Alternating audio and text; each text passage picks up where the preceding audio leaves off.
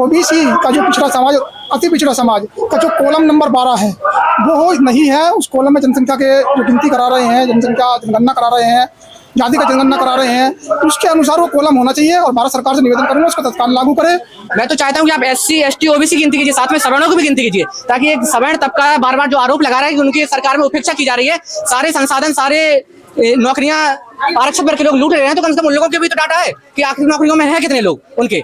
और कुछ बोलना चाहेंगे आप? बस इतना ही कहेंगे और बेहतर कार्य करेंगे। जो गरीबों के लिए वास्तविक जड़ तक कार्य होना चाहिए वो नहीं हो पा रहा है। और अभी तक भी किसी भी आप जब टॉप ऑफ मोस्ट जज ले लीजिए, जज की जो बेंच है उसमें कोई अति पिछड़ा नहीं है, दलित नहीं है।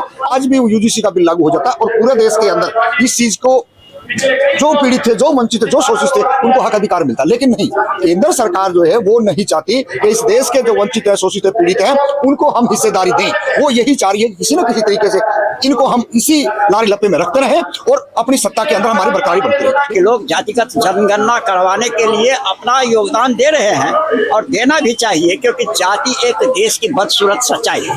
केंद्र सरकार को यही कहना चाहते हैं कि जातिगत जनगणना जो आपने वादा किया था वो वादा पूरा करें और जातिगत जनगणना के अंदर जो चीजें निकल के आनी चाहिए आम जनता को आप उनको बताएं कि आपका इसके अंदर नौकरियां भी हैं, आपकी इस राजनीतिक हिस्सेदारी भी है और आपका इसके अंदर इस देश की कृषि जो भूमि है वो उसमें भी आपका हिस्सा होगा। जातिगत जनगणना करके सरकार को बताना चाहिए कि फलानी जाति कितनी है, कुर्मी इतने हैं, कुशवाहा इतने हैं, लोधी इतने हैं, बिंद इतने हैं, निषाद इतने हैं, कश्यप इतने हैं, और इनकी जनसंख्या नौकरियों में कितनी है, या फिर ये सिर्फ जनसंख्या की कॉलम, सिर्फ इनकी जनगणना हो रही है। सर देखिए, आज कॉन्स्टिट्यूशन क्लब के अंदर जातिगत जनगणना को लेकर के हम लोग लगातार लंबे समय से संघर्ष कर रहे थे और आज फिर जातिगत जनगणना जैसे मुद्दे को लेकर के ने हम रोडों पे हैं और केंद्र सरकार को यही कहना चाहते हैं कि जातिगत जनगणना जो आपने वादा किया था वो वादा आप पूरा करें और जातिगत जनगणना के अंदर जो चीजें निकल के आनी चाहिए आम जनता को आप उनको बताएं कि आपका इसके अंदर नौकरियां भी हैं, आपकी इस राजनीतिक हिस्सेदारी भी है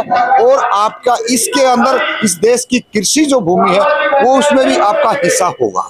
लेकिन उसके साथ साथ बीच में एक ऐसा बिल लाके खड़ा कर दिया केंद्र सरकार जिसमें अपना अगर वो सही तरीके से सुप्रीम कोर्ट में बात रखती तो शायद हो सकता था आज भी UGC का बिल लागू हो जाता और पूरे देश के अंदर इस चीज को जो पीड़ित थे, जो वंचित थे, जो शोषित थे, उनको हक अधिकार मिलता। लेकिन नहीं, केंद्र सरकार जो है वो नहीं चाहती कि इस देश के जो वंचित है, शोषित है, पीड़ित हैं, उनको हम हिस्सेदारी दें। वो यही चाह रही है कि किसी न किसी तरीके से इनको हम इसी लारी लप्पे में रखते रहें और अपनी सत्ता के अंदर हमारी बरकरारी बनती रहे। लेकिन ये बेशर्मी इनकी अब नहीं चलने देंगे।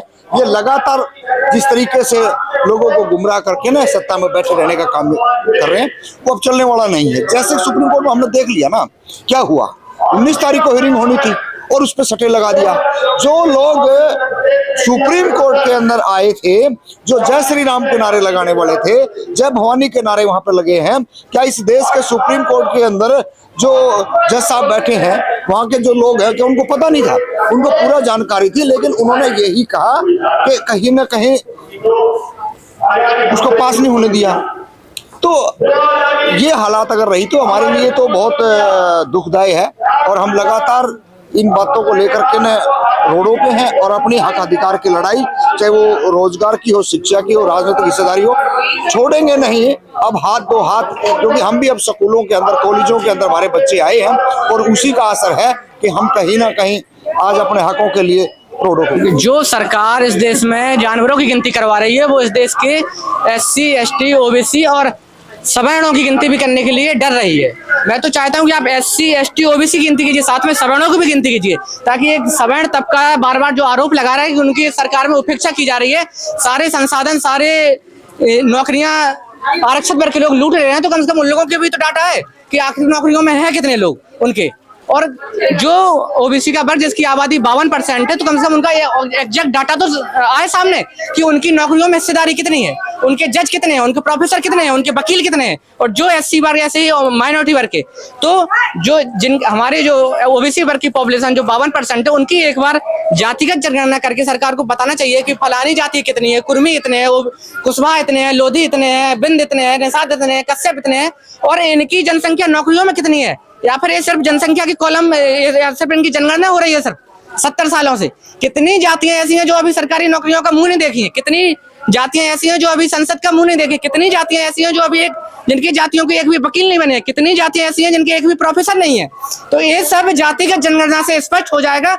और जो हिंदुत्व के नाम पे सरकार अन्य सबको बेवकूफ बनाने का काम कर रही है, कुछ चंद लोगों को मलाई मिल रही है उसकी, और अन्य लोग उसका परिणाम भुगतने के लिए, वर्षों से उसका खामियाजा भुगतने के लिए उसको झेल रहे हैं। तो इस तरीके से मैं ये कहना चाहता हूँ कि जल्द से जल्द सरकार को जो जनगणना करा रही है उसमें जाति का कॉलम ऐड करके जिन लोगों के साथ सदियों से अत्याचार किया गया है उनकी एग्जैक्ट उनकी संख्या निकाल के और उनको जाति के अकॉर्डिंग उनको भागीदारी दी जाए, चाहे वो सरकारी नौकरियों में हो, चाहे वो प्राइवेट सेक्टर में हो, चाहे वो मीडिया में हो, चाहे वो किसी भी सेक्टर में हो, उसको जनसंख्या के अनुपात में आरक्षण देने की सरकार को व्यवस्था करनी चाहिए। मेरा यही सरकार से निवेदन भी है, प्रार्थना भी है कि ओबीसी का जो पिछड़ा समाज, अति पिछड़ा समाज का जो कॉलम नंबर 12 है वो नहीं है। उस कॉलम में जनसंख्या के जो गिनती करा रहे हैं, जनगणना करा रहे हैं, जाति का जनगणना करा रहे हैं, उसके अनुसार वो कॉलम होना चाहिए। और भारत सरकार से निवेदन करूंगा उसको तत्काल लागू करें और अति पिछड़े समाज और पिछड़े समाज को जो वंचित रह रहे हैं,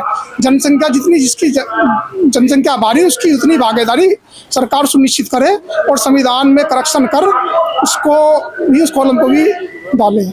यही निवेदन है। और कुछ बोलना चाहेंगे आप? बस इतना ही कहेंगे और बेहतर कार्य करें। जो गरीबों के लिए वास्तविक जड़ तक कार्य होना चाहिए वो नहीं हो पा रहा है। और अभी तक भी किसी भी आप जब टॉप ऑफ मोस्ट जज ले लीजिए, जज की जो बेंच है उसमें कोई अति पिछड़ा नहीं है, दलित नहीं है। अब ये कम से कम सब लोग जाग रहे हैं, पढ़े लिख कर तैयार हो रहे हैं। तो सरकार से मैं इतना ही कहूँगा कि उनको भी उनकी जनगणना के हिसाब से हिस्सेदारी और भागीदारी दें। या किस लिए आए हैं आप?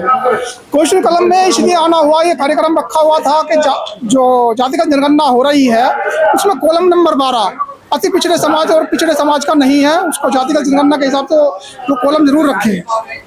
किस लिए आए हैं यहाँ पर? हम आए हैं जातिगत जनगणना संबंधी जो सम्मेलन यहाँ बुलाया गया है, यह सुन करके मैं यहाँ आया हूँ। और आने के बाद मुझे प्रसन्नता हो रही है कि लोग जातिगत जनगणना करवाने के लिए अपना योगदान दे रहे हैं और देना भी चाहिए, क्योंकि जाति एक देश की बदसूरत सच्चाई है। जाति जिसने बनाई उस समय इसने यह नहीं सोचा कि बाद में सभी जाति के लोग संगठित होकर अपने हक और अधिकार की मांग करेंगे। लेकिन इत्तेफाक से 1931 में जो जनगणना हुई, इसके बाद इस 2026 में जनगणना का प्रारूप तैयार किया गया है। उसमें संविधान के अनुच्छेद 15 के मुताबिक उसमें कहीं भी माने SC ST का तो नाम दिया गया है, इस पर अन्य कर दिया गया है। तो इसीलिए सब लोग इकट्ठा हुए हैं कि भाई अन्य की जगह OBC की भी चर्चा होनी चाहिए, क्योंकि संविधान के अनुच्छेद 15 में तो OBC SEBC तो उल्लेखित है, और जब उल्लेखित है तो उसका नाम, उसकी चर्चा होनी चाहिए। इसके लिए सबको आगे आने की जरूरत है और सरकार से। कहाँ से आए हैं आप? हम बिहार से आए हैं। बिहार समाजवादियों की धरती रही है, वहीं के शहीद जगदेव बाबू का नाम तो आपने सुना ही होगा, और जननायक कर्पूरी ठाकुर वहीं के मुख्यमंत्री बन के बेचारे अत्यंत पिछड़े और पिछड़ों के लिए उन्होंने जो आरक्षण लागू किया, और सबसे पहले देश में आरक्षण लागू करने वाले व्यक्ति और वह राज्य बिहार और जननायक कर्पूरी ठाकुर है।